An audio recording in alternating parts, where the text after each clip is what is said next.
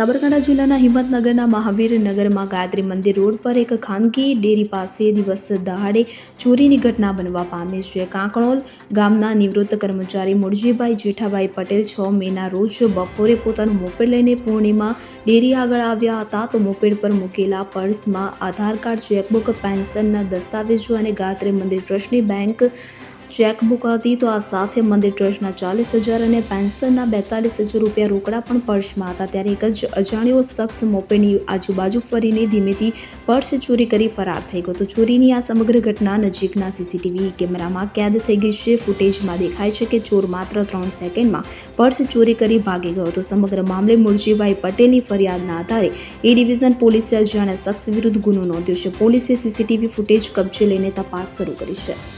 Bureau report CN24 news. હવે જુઓ દેશ દુનિયાની તમામ ખબરો તમારી આંગળીના ટેરવે. ઉઠાવો મોબાઈલ અને Google Play Store પરથી ડાઉનલોડ કરો અમારી CN24 ન્યૂઝ મોબાઈલ એપ.